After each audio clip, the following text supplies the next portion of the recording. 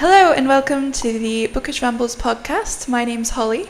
My name's Becky. And I'm Sabrina Grimaldi. Today's episode, as promised, we are talking about our lovely guest's book that she wrote and published very recently. Do you want to give a brief intro to it first, I suppose? Yeah, totally. Hi, everybody. I'm Sabrina Grimaldi. I wrote a book and I just published it. It's called We're Not the Same. It's a young adult novel. And basically it kind of flips the love triangle dynamic that we've all kind of come to know and love on its head. And it is all about girlhood and how girls are often pitted against each other in today's society and how that kind of sucks. And so, yeah, that's kind of a premise. Yeah, and we both read it. It was about a week ago-ish, so it's still very fresh in my memory, definitely. And I really enjoyed it. I think to start off with, we haven't, to mine, I definitely haven't. I don't know if Becky's reached out to you, but I haven't told you that I liked it yet. But I did, and I got onto Amazon to leave a review because I know that it's very difficult for authors to get reviews on their books nowadays that aren't from people going, thank you. I appreciate that so much. Yeah, I'm just so excited to hear what you guys thought about it. It's so crazy, putting your book out there and being I hope people like it.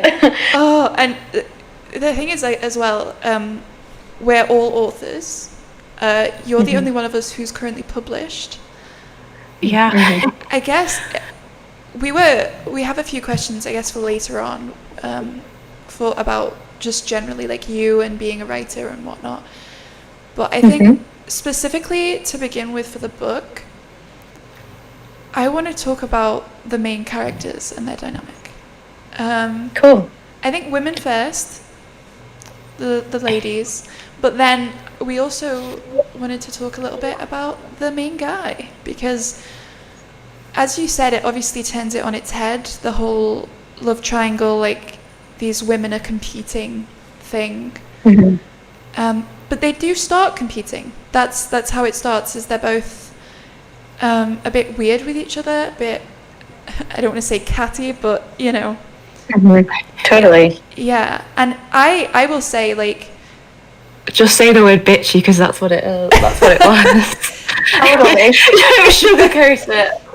Absolutely. I legitimately, when I was reading it, I was, when your chest kind of bends and yes, you feel really anxious and angry and you feel a bit teary almost. I was living through that book, and I haven't even had that many horrible relationships with women in my life where I've, I would consider myself quite lucky because I went to a girls' school, so you can imagine how difficult it must have been to get through that. But I never really had a moment where I had felt like that in real life, and yet I was there feeling this through this book.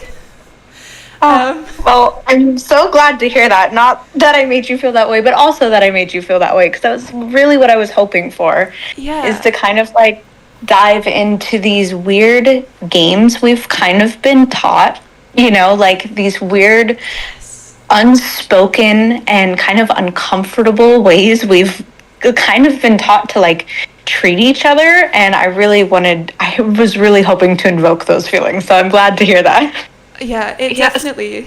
The scene, that was horrible to read. That would be my nightmare in that situation. I was just that's just one of the cruelest things I think I've read from a teen, obviously from a contemporary as well. It's just cruel. Yeah.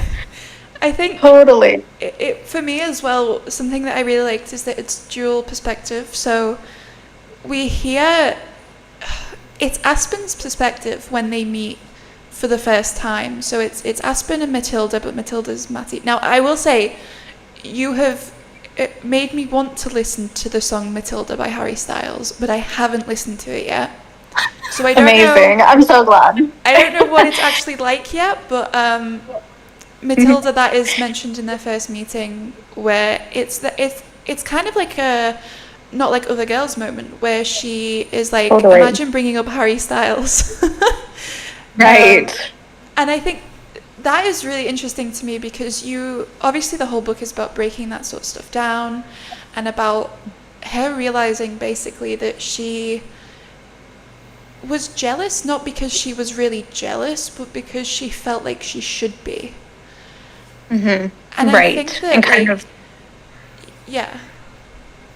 yeah, no, exactly. Like just that societal like pressure that we're told that we're supposed to be competing with all other girls around us kind of thing. Especially for male attention. And Exactly. I think it's really interesting because we have seen a lot of, obviously, as you said, there are so many instances where, like, and do you know what? Something really small, actually.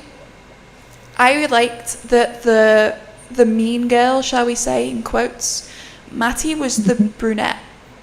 It wasn't, you didn't have, like, a mean girl who was blonde, which I really like. I myself, I made my main character in my book blonde because I wanted her to be like this stereotypical it girl who was very nice and very shy. And I like seeing the blonde representation stop being about like the really awful characters and start being these sweet characters who she stands up for herself as well though. Like she's a really complex character. Like she's very shy and she has those feelings of like burning anxiety and anger, but she has them at the same time as she's willing to fight back. And like it's obviously like, again, she acknowledges that it's kind of silly to be competing and having to feel insecure, but it's nice that neither of them necessarily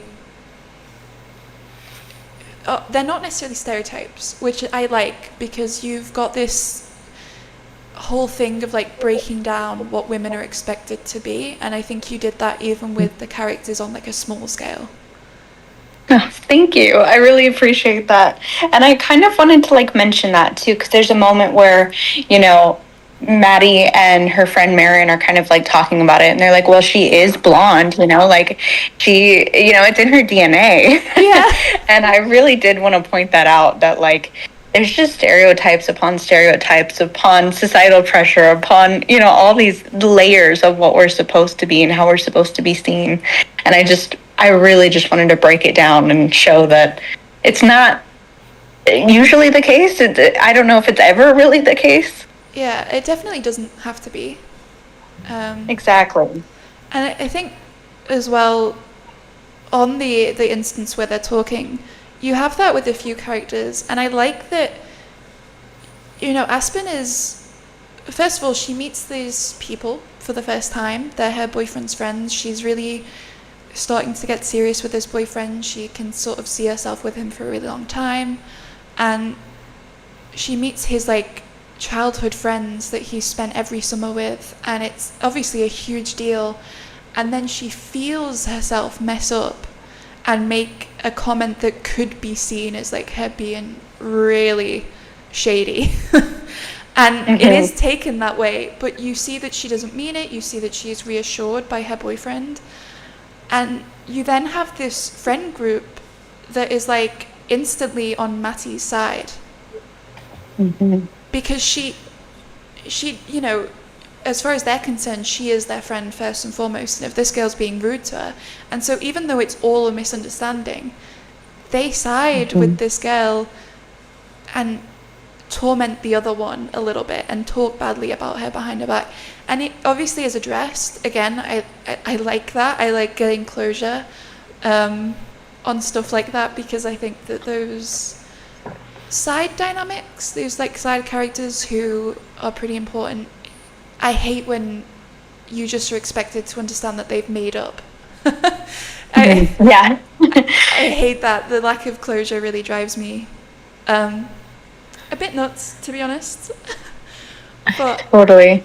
it was great. Like, as I said, Thank it was you. so realistic, and I love that you had the perspective of the character who was, you know, pushing and not really being very forgiving. Because we get to know about her family and her dynamics and the fact that her mother... So, Becky and I both have a thing for complex family relationships. Oh yeah, we were talking about this last week actually. Great. Yeah, because I think in books, like often you have you'd have like a generic mum and dad, and it feels like a lot of YA that it doesn't, you don't really spend time with the family. It's just they're kind of just there, and it's like, well, existence to the... yeah. I think that what you've done is you've brought in that family dynamic where it's really nice and she clearly loves her family, but then her relationship with her mother is the same thing of women are expected to compete with each other, and that extends to mothers and daughters. Yeah, exactly. I was really hoping to touch on that just because it's an interesting dynamic I haven't seen a lot of people talk about. And I feel like it happens within a lot of mother-daughter relationships where, like you said, it doesn't even just extend to the women around you, like in your, like as your peers, but it also like extends to like families, your sisters, your mothers, you know, like it is weird. It's just this weird dynamic. And I really thought it would be interesting to use here, especially just to kind of show, you know, the reasons why we act this way, you know, because at the end of the day, I really truly believe that no one is just a mean girl, you know, like there are reasons why we all act the way we do. And I thought it would be really interesting to kind of look at Maddie's family and her relationship with her mother and how that kind of reflects in how she sees other girls around her. And it makes her seem even stronger because she ignores the fact that her mother is teasing her about, you know, not looking as good as this girl that her will they won't they guy is dating. I honestly, as I was reading it, I was like, I am so grateful that my mum doesn't like I was getting ready to fight for this girl. Oh yeah, my mum was like that when I was younger. She's a bit better now, but like being a teenager especially, you had like it always feels like you're being picked apart as well. It's like, why aren't you doing this? Why aren't you doing that?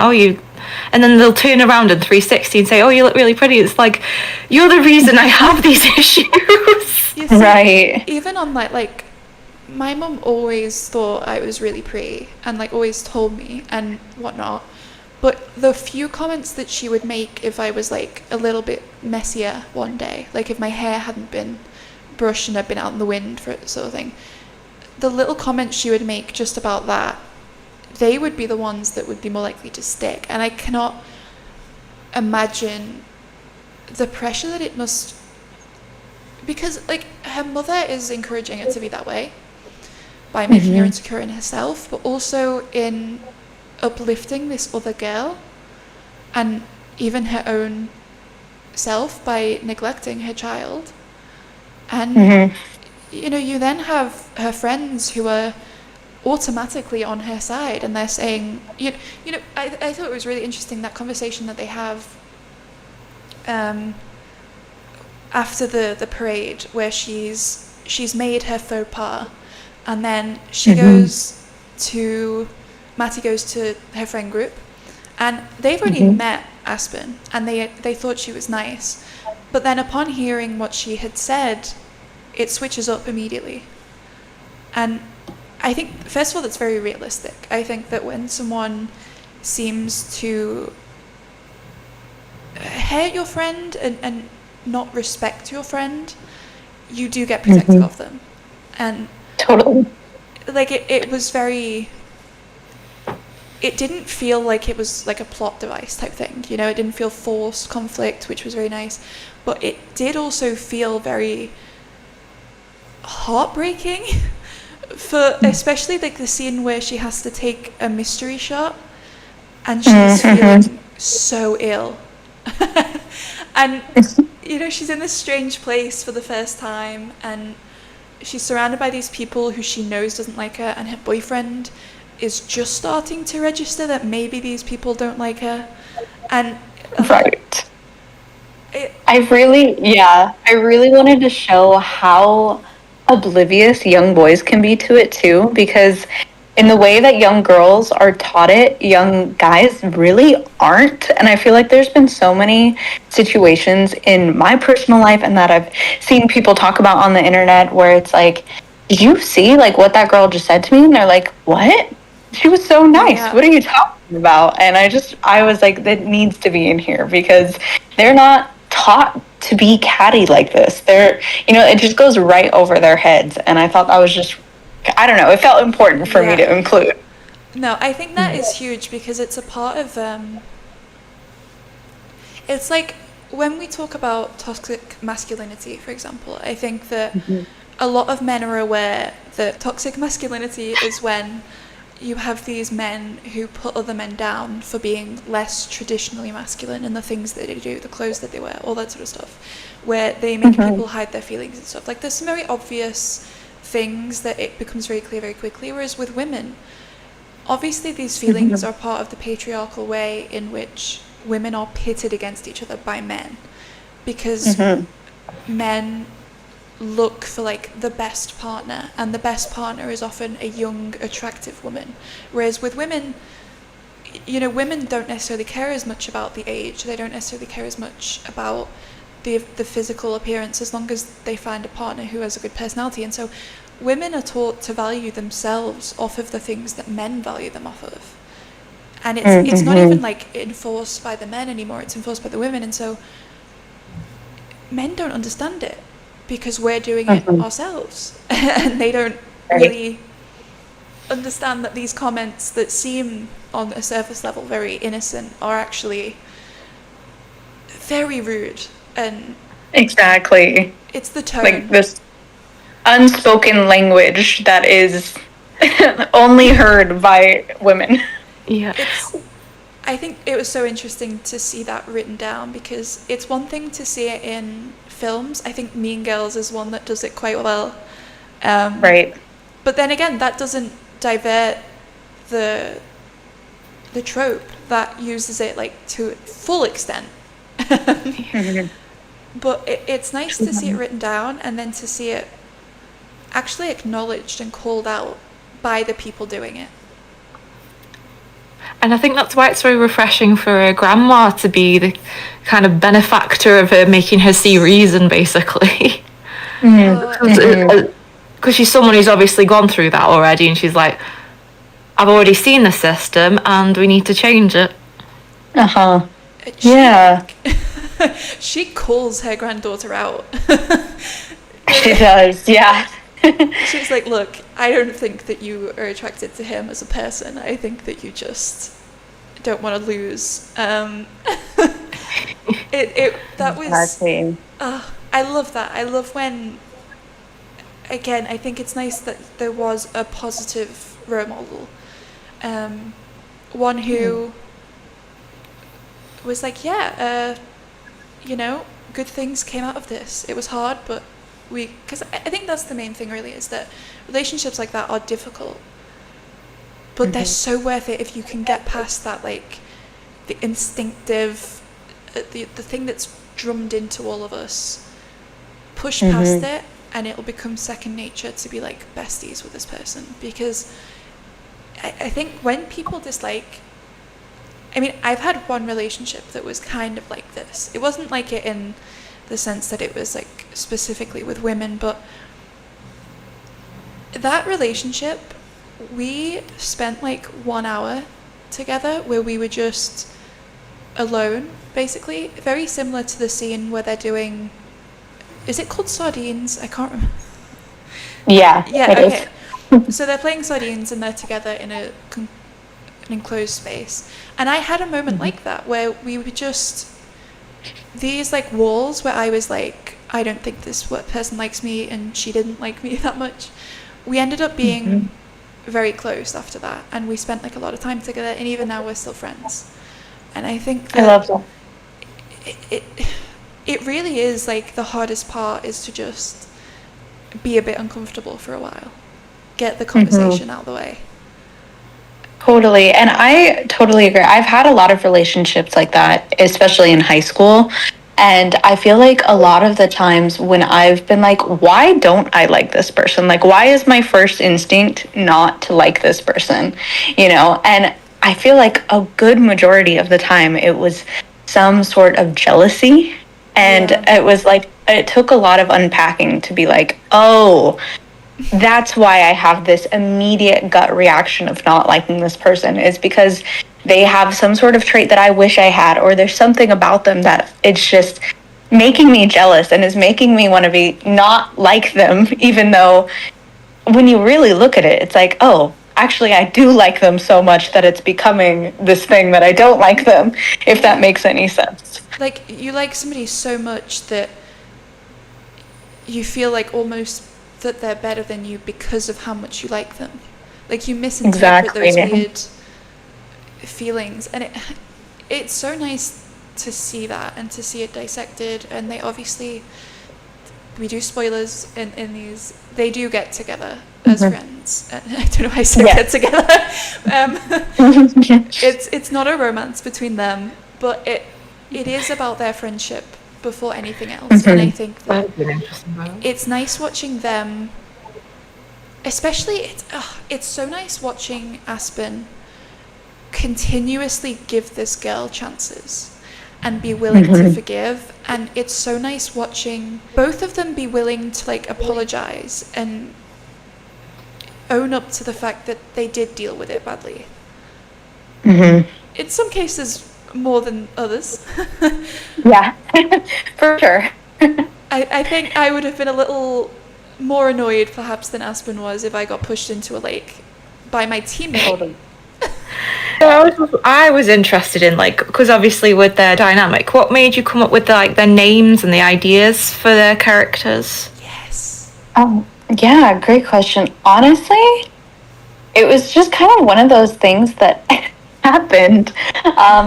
So a long story short, it's all fictional, but I had a similar situation in high school where I had a girl who was acting very friendly with me, and I was actually really excited about like being friends. And then she went behind my back and like texted my boyfriend and tried to like steal him from me. And it really just like threw me for a loop. And I was just, honestly, I was really just saddened, especially because I really thought she was cool. And I was like, wow, I really wanted to be friends with you. And so it really hurt my feelings at the time.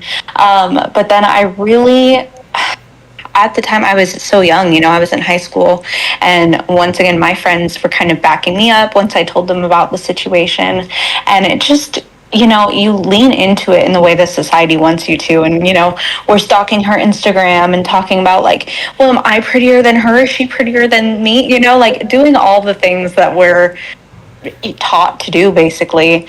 And it just didn't really feel fulfilling at all at the end of the day.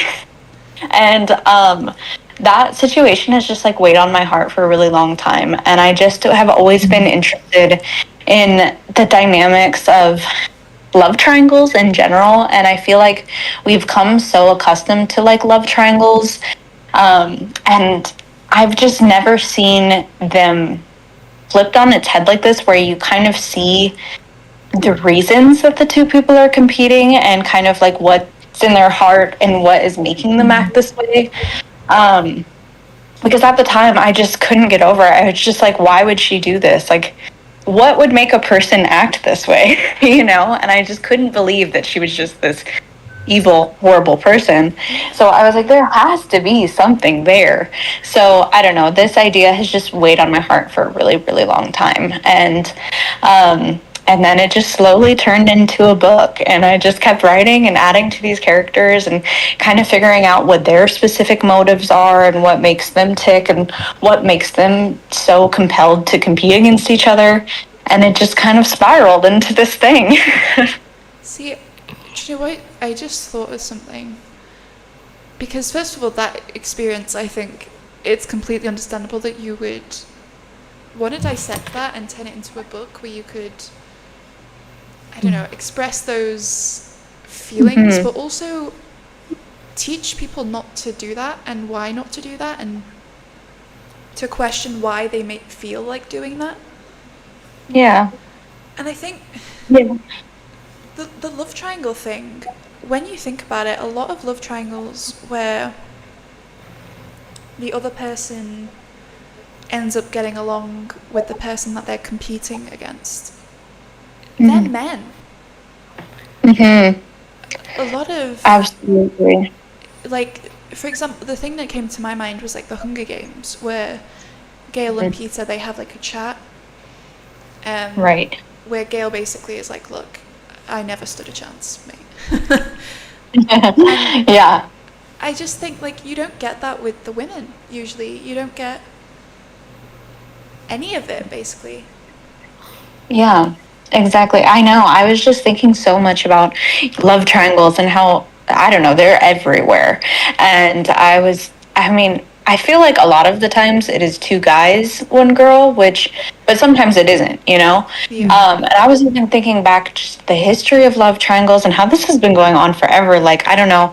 I was thinking about my childhood and just, the whole Archie's comics and stuff. Those Oh, were and the Betty versus Veronica, like, who do you think is prettier, who do you think is better, who do you like, the shy girl, do you like the and it's just, I don't know, I just felt like women have just been compared and contrasted for so long, and I was just like, what if we just kind of dove into that and thought about why. It's really refreshing to read something like that, I think, because a lot of YA is just, it feels like, well, a lot of it's obviously fantasy, but a lot of it feels very just water of the mill now with the same story. So it was very refreshing to read.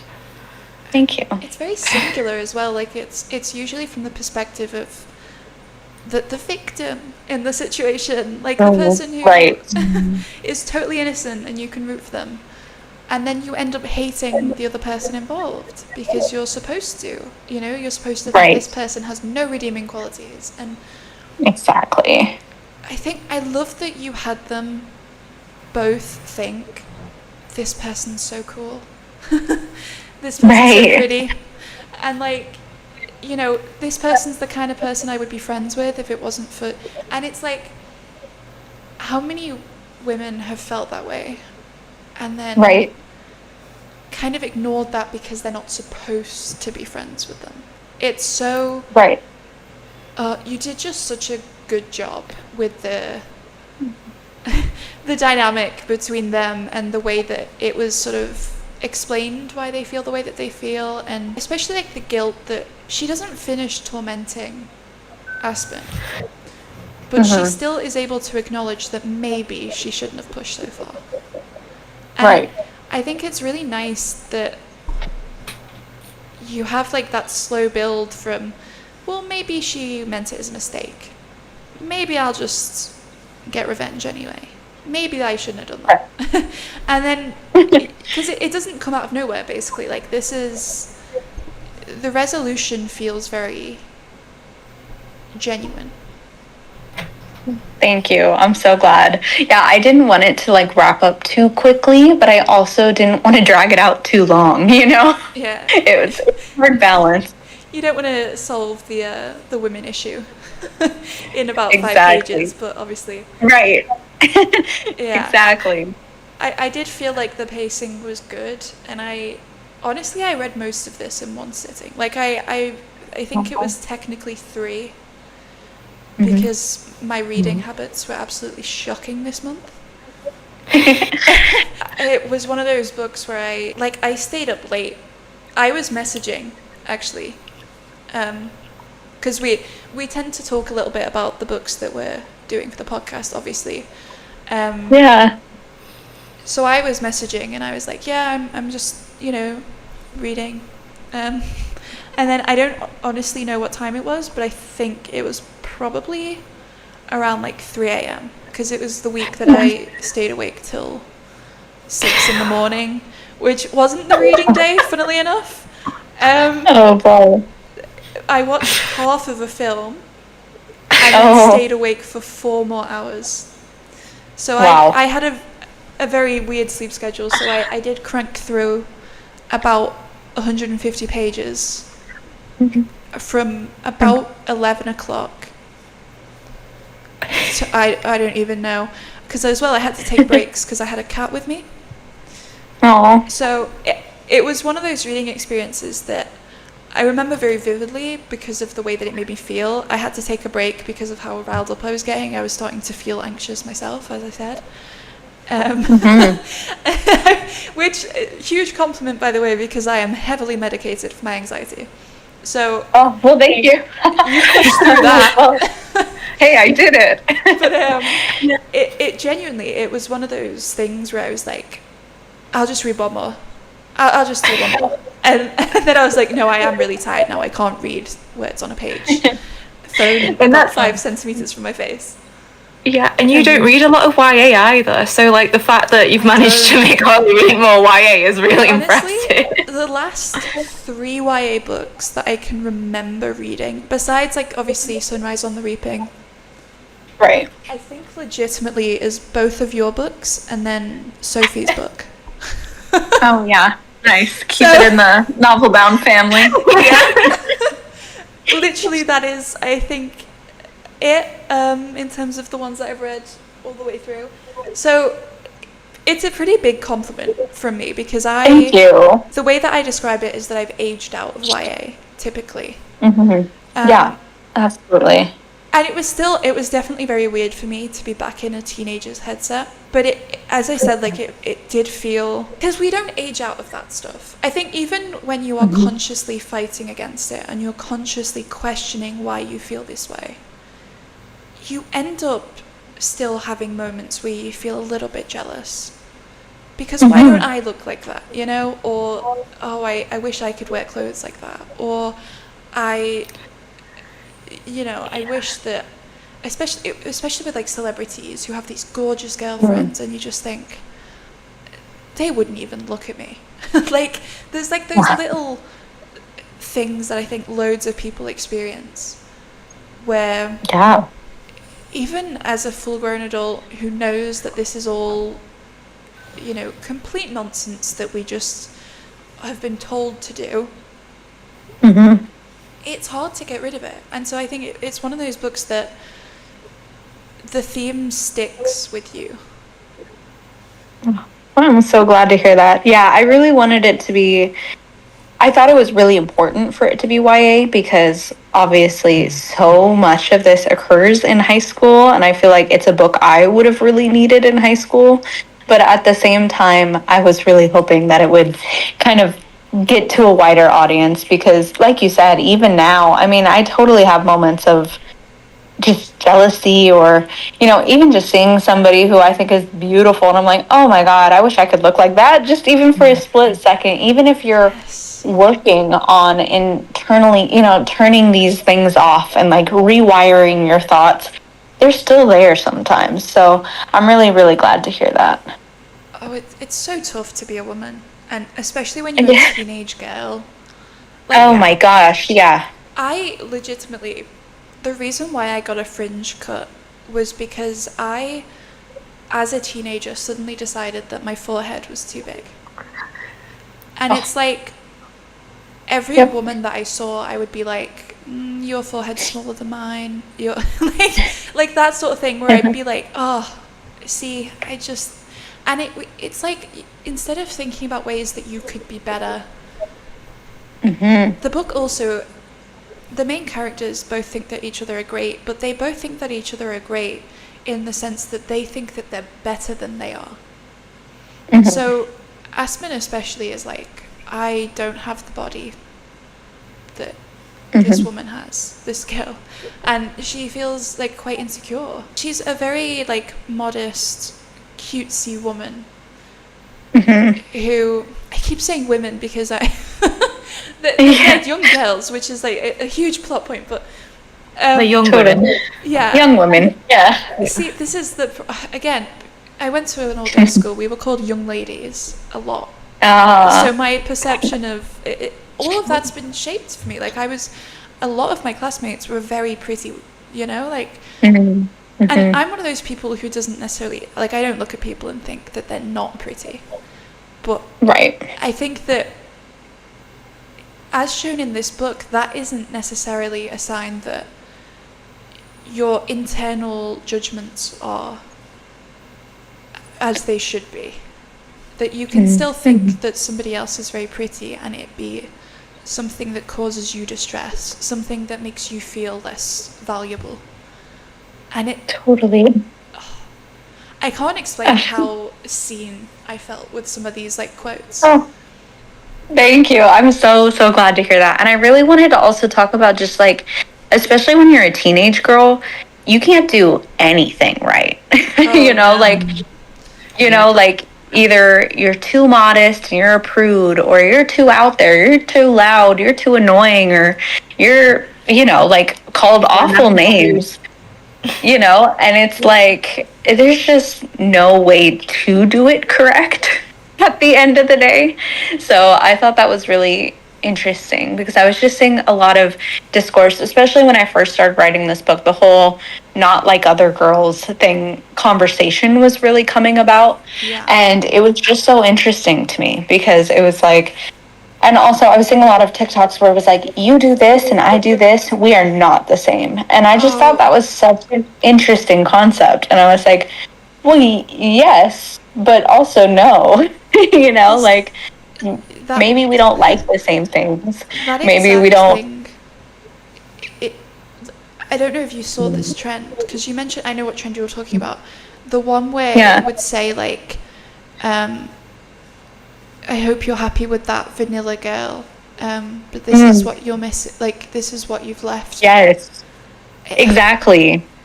There were so many trends of basically just comparing and contrasting yourself to other girls and what makes you so much better, or what makes them so much more boring.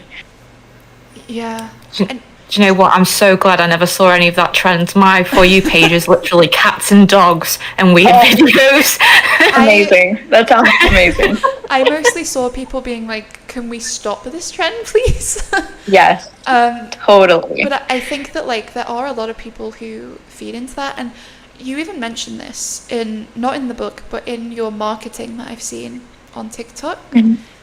Sabrina Carpenter and Olivia Rodrigo. Yes. They, in their songs from a certain era in their music, compared themselves to each other.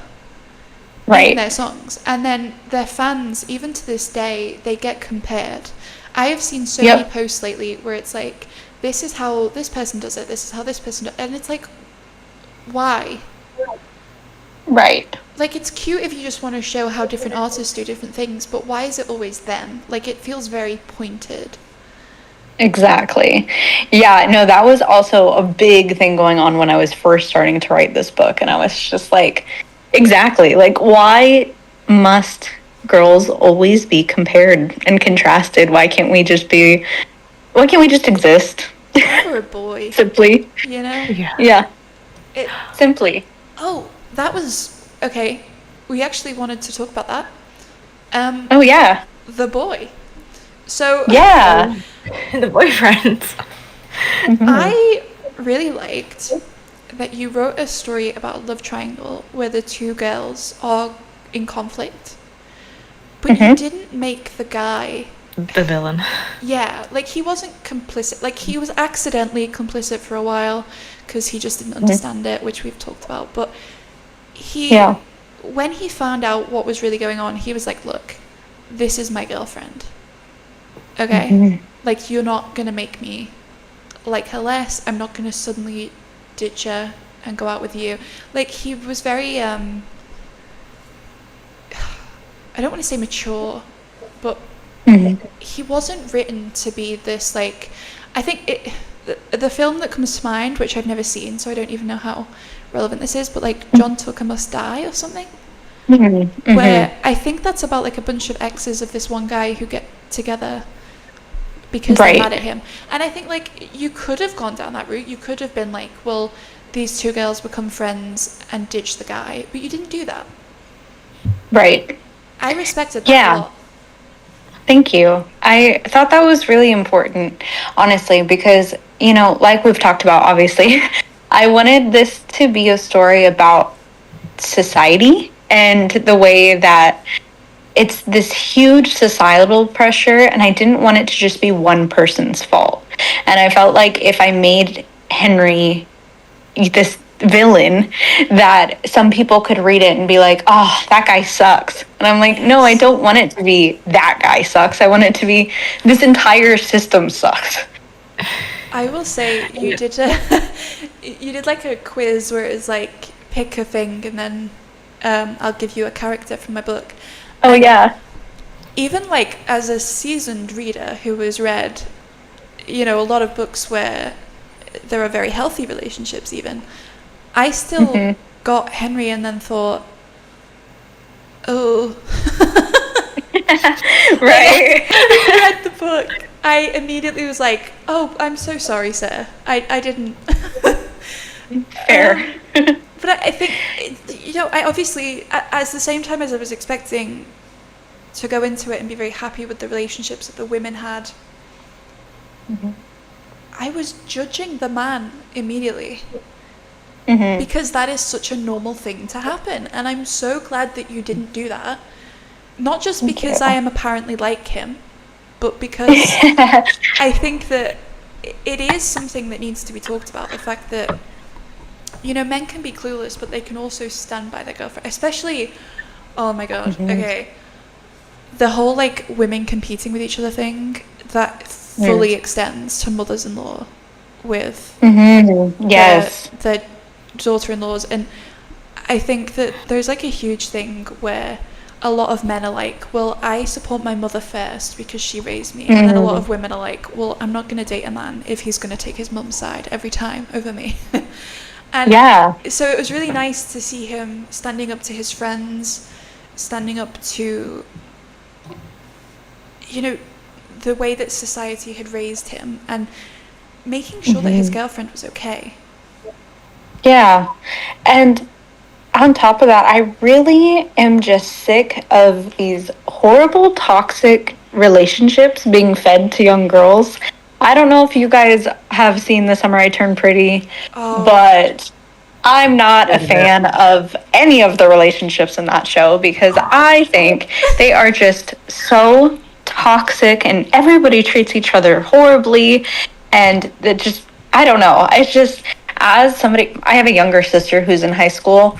And I just, watching that with her, I was like, no, no, no, no, no, no, no. This is not how a guy should treat you, like this is not, I don't know why we're putting these toxic young boys on pedestals. And I was just really, I just didn't want to do that. I wanted to show that like some relationships can just be simple and you don't have to be screaming and crying and being dramatic and having all these ups and downs and fights and stuff. And it's if you feel happy and comfortable, that's where you want to stay.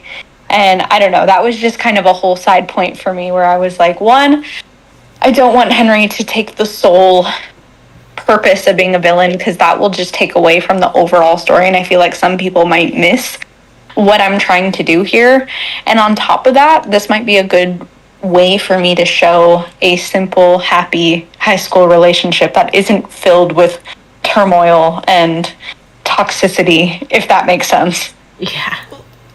It's funny you say that. We were literally talking about this last week, weren't we? About like we don't put toxic male characters in books. We're sick of seeing it. So I'm glad that's not like someone else has thought that as well. Because like I literally I mean I sent it to the novel barn server, but like I have a character who her celebrity crush from when she's a teenager becomes her boyfriend later on, and so she has to like unlearn basically putting him on a pedestal and understand him as a human being and genuinely like love him. And I think that is the worst thing about their relationship, is that there's growth to be had in that area. That there is never going to be a relationship that I ever write that's toxic because I'm so tired of it. And so tired. You wrote this line and I don't have it to hand, so I'm going to paraphrase it, potentially very badly, because this is a line that you've gone through a round of editing with. But no worries. I really liked it when you said about how her relationship with Henry felt easy. It felt easy, and relationships were supposed to be tough. There were supposed to be arguments, and there wasn't any of that. And yet she didn't want that. I love that you mentioned that specifically, because I have seen so many people who say arguments are a part of relationships. If you don't fight, are you a real couple? Stuff like that. And it's in TV shows. You have for example, the whole stuff with the Friends relationships. I mean, oh yeah, I do love Chandler and Monica, but even they have moments where you're like, oh, yeah. And I think when you consider that is from the 90s, and that we then came into the YA becoming a bigger category, because YA wasn't really a thing in the past. Yeah, totally.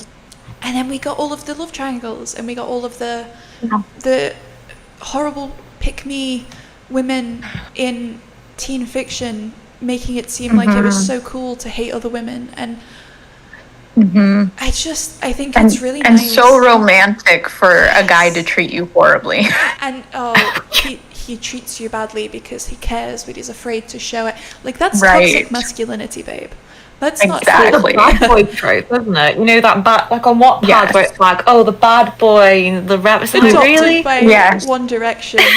And it's how are you caring about these people who've human trafficked you? Yeah, no, for real. It's so my bad. goodness. And I just think even myself, I've looked back on some of the things that because I think it's fine if you find it attractive in I don't know, if you find it attractive in media sometimes. Or a it's lustful fine. way, I'd say that way. Yeah. But if it, in your real relationships, you need good role models. And I think that teenagers are still very impressionable. We've spoken about before the reading age, actually. A lot of adults are reading young adult right now. There are a lot of... We've connected it to the reading ability and literacy rates and stuff going down. And, a lot of adults don't feel like they can read adult books because they're not ready for them. Maybe because they're too complex and they can't keep up, sort of thing. But also just because they like young adult, and because... Yeah. Sometimes young adult is very, very worth reading. Obviously, I've mentioned that as a non-young adult reader, I enjoyed both of your books, for example. But also, you've got things like The Hunger Games, which very much stand the test of time, and Absolutely. they're part of the canon now because they're so significant. And I think that young adult reader base from the early 2010s to now, it's definitely gotten older. And at the same time, it's also for younger girls. It very much, if you're a precocious reader, I don't feel weird saying that, but when I was, I think, 11, I was reading books that were probably best not being read by an 11-year-old. So I think that there are a lot of children out there who are going to be reading your book, for example, who have not yet had a relationship. And they've been seeing all this stuff where it's well, it's good if it's toxic because that makes it attractive. It means he loves you. And, I hope so. Yeah. I genuinely hope that even one young girl reads this and it's oh, my boyfriend isn't supposed to treat me like crap. That would mean everything to me. I think that you probably are guaranteed to have one reader. Thank you. Because, as well, you are actually going to be the parent of a young girl. Yes, I am. So, Yep. because you mentioned as well in your marketing that that's one of the reasons why you're so glad that you're publishing this book. Yeah. It is. Yep. I have a baby girl coming in August, so just a few months. And I found out about that, and I was still kind of deciding whether I wanted to do traditional or self-publishing. And it really pushed me to be you know what? I just want the story out there. I just want it out there and into the world. And if one day she's a big reader and she comes across it and reads it, I hope it, can help her one day. I hope it can help any young girl. Maybe her friends even.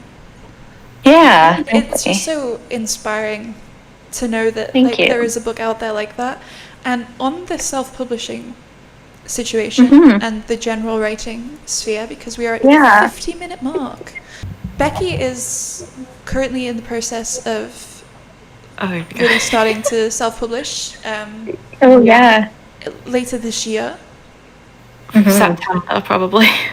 Oh, that's exciting. So you actually had some questions, because obviously this is a writing podcast as well as a reading one, so we want to mine your brain. Totally, please. So my general question was, how have you found the self-publishing process? Yeah, honestly, it is very hands-on. I've watched so many YouTube videos, and if you need any recommendations, hit me up, because some of them have helped so much. Are you planning on doing KDP and Ingram? Do you know? I think so, and there's draft to digital, isn't there? Because I know there's a bit of controversy with Ingram and them being terrible customer service. Yeah, their system is definitely the hardest to use. It's not super it's just not super easy to get around and to understand what you're doing on there. Yeah, Ingram is definitely not user friendly, but there is a lot of amazing YouTube videos. I watched so many different ones, and that helped a lot. And so far I really do like it. Obviously, there's pros and cons to both, and self-publishing, you need to do all your own marketing and everything. So that's equally fun, but equally hard. So it's a lot of work for sure, and it's a lot of cost up front too, in a way that traditional might not be. So it's something to think about, but I personally really like it so far. And for me, and just the timing of everything going on in my life, I just really didn't want this to be a project that I just never did anything with. And I just knew with having my first baby, I'm just going to be so busy soon. So I was like, you know what? I'm just going to get it out there, have it be out there, Do not and have the time to go from there. No, literally. I was like, I'm going to be so busy. Yeah, see, I've had agent interest, but every time they're interested, they reject me. So, I'm kind of, it's right, okay. So, especially because I think a lot of my story obviously deals with a lot of themes of we were talking about, because obviously the UK's got a big issue with the class system, and mine deals a lot with that. So, I was just I don't want any of that to change. So that's why I'm self-publishing is probably the best answer. Yeah, a lot of it's Americanized. I think HarperCollins actually is one of the places that they Americanize all of the spellings, and they use doubles and plugs. And obviously, that's not a problem as a reader, but as a writer, I'm sure you're aware of this because you're an editor as well. Yeah, it is a lot to have an automatic way of writing and editing your own work, and then it suddenly be changed.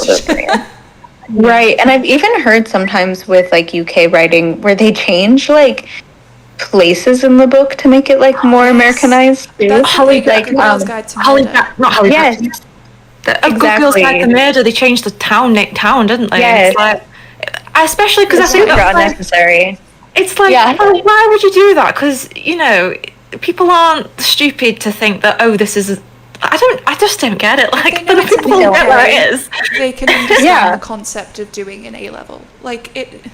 Yeah, exactly. It's what? I don't know what they think, that Americans think we're in a little bubble or something. America's the only place that exists in the world. I can't read anything else. It is so odd. But yeah, so strange. I guess so. You have an editing service, business. Yes. Yeah. And I mean, would you say that made this easier for you as a writer or more confident even? That's a great question. Actually, I think it pushed me to get my own editor even more, because I've really just come to see as an editor and then as a writer that in my opinion, I don't think you can truly, fully edit your own work to its full extent because you're just so close to it. Like, if there's a plot hole, you're not going to see that because you know everything there is to know about this universe. And so if you're reading your own work and there's a plot hole there, you might not notice at all because you know that information. But the reader, somebody on the outside, obviously doesn't know what's in your head.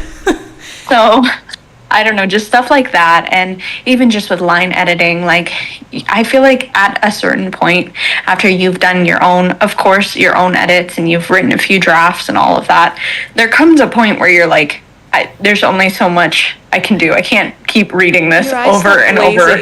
Yeah.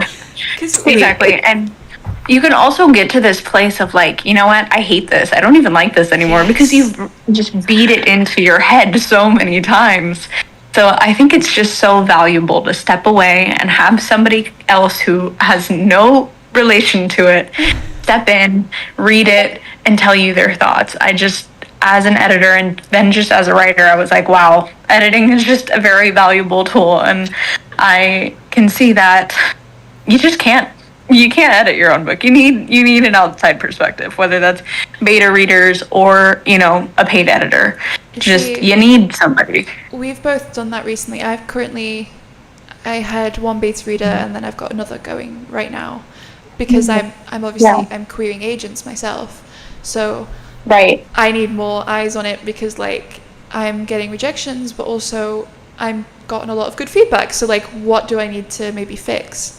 And then Becky, obviously, who is trying to get this book published, got a developmental edit just as like a whim because it was fairly cheap and, you know, she was like better safe than sorry. And it was like you said, where we've both, I think, had things where we're like, we were too close. Exactly. You can't step out of your own mind. Yeah. You can only step so far out of your own mind. You just can't. The things you know can't be unknown. There's no reading it with fresh eyes. I think maybe 3 times now check that I corrected something that I changed very late. Not a super significant detail in this book, but it's like very important for the sequel. So every single time I forget whether I've done it, and I go through the whole book and I check and I'm like, did I do that? And I did, but I forget again. So and it gets so tiring and you just are like, I can't read my own words one more time. I just can't. The same exact sentence over and over. It just it's like all the same. It's so painful that writing isn't just writing at this point. Yeah, so totally. Yeah, I had beta readers and then a developmental editor and a line editor. And then once it was ready to go, then I got some ARC readers and now it's published. But it is a process for sure, all the self-publishing things and getting your book ready for the world. But I've really liked it so far overall. And you know what? You're available on Waterstones because I checked. And yes. Okay, that's pretty cool. Yeah, I was like, I want to buy a physical copy of this for my shelf when I get some money. I don't have a lot of room right now, but Me too. I cleaned out my shelves yesterday completely on a whim, so I do actually have a little bit of room on my YA shelf that didn't used to exist. But, yay! So that'll be enough for the novel bound books, I think. Space-wise, totally. I checked and it is on Waterstones. It is, yes. And I'm assuming in America it's available in like Barnes and Noble as well. In that case. Yes. Yep. Barnes and Noble. Amazon. Of course, Amazon. Yes. And I did rate it on Storygraph. So it's on Storygraph thank you as well so as much. So if anyone out there is, you know, thinking about how interesting this book sounds, go buy it. It's available thank you. in so many places and in so many countries. Yes. And also Kindle Unlimited as well, if you have Kindle Unlimited. Yes. That is a huge one. I'm hoping that does very good things for you, because Yeah. I know that that's been like a very helpful thing for indie authors. Totally. It's a good way to get just new random readers who are just scrolling around seeing what's on there. So I hope it brings in some people. Yeah. And Yeah. Well, thank you. Thank you guys so much for reading. I really appreciate hearing all of your guys' feedback. yeah, it honestly, it was a good time. In the same way Yay. that it's a good time to have a good cathartic cry. Like, yay. You know. So glad. But I'm like, wow, I gave somebody anxiety. That's like honestly the goal. yeah, I had to put it down, stroke the cat a bit. I love it. Especially, it was my girl cat that was with me, so I was like, oh. Yeah, The little things. Were there any last I minute love it. questions before we? I guess the one that I would have is, do you have any projects that you are able to share? Obviously, if you're not, understandable. Good question. I am toying with the idea of a sequel. When I first read it, I really just imagined it as a standalone. But as I've even gotten older, I thought it might be interesting to kind of age the girls up and kind of see how these comparisons continue through adult life even. So Yes. I'm kind of toying with the idea of a sequel when they're in their mid-20s. So Especially more on when that they've- coming soon. Because they both have very different life plans. So I think Exactly. the comparisons Yeah. would probably get even worse. Exactly. Of, oh, do you want children? Oh, you don't want children? Or, all of the things that we are constantly asked as adults that are just none of anybody's business. do you know what? I don't know, it's an English show, so you may never have even heard of it. But there is a TV program from the UK called Outnumbered. Now, No, I the haven't. show itself Not outnumbered. is about a family, but the mother of the family has a sister, and they compete with each other. And one of the things that they compete over is that the aunt, that she's called Auntie Angela because she's the aunt of the children. But she's like a free spirit. She travels a lot, she's constantly talking about lifestyle stuff. And to be fair, she is not the best person because she does leave them high and dry quite a lot, but there is a lot of like sibling girl relationships with, them comparing themselves to each other and hating each other for things like, being catty with each other as grown-ups who are related and have no choice but to be around each other sometimes. And I think Right. it's kind of like that's what these girls could have been if they hadn't grown up and met each other when they did. Totally. Yeah, and I've been thinking a lot about that and kind of just exploring that because once again, I mean, just always being a woman, there's nothing you can do correctly. If you get married too young, people are like, "Oh, you're too young. Don't you want to see the world? Don't you want to meet other people?" You're gonna If regret you it don't in a get few married, years, like, exactly. If you're not married, then your family's like, "Don't you have a boyfriend or girlfriend yet? Aren't you like, hello, like, don't you want to have kids one day?" It's like there's it's nothing you can do right. So I think it might be interesting to age our duo up and see what happens, but nothing's confirmed yet. Just a little idea I've been having. I think an idea is still very interesting to hear about. Thank you. Yeah, do you have any social media handles? Yeah, totally. You can find me on Instagram and TikTok at bysabrinagrimaldi. And they will be available to read in the description of whatever platform you're watching. So check her out. Awesome. Go do that quiz that I mentioned where you get to find out which character you are. It's Totally. Yeah, thank you guys so much. Thank you. It was lovely having you, and Yeah. bye. Okay. Bye.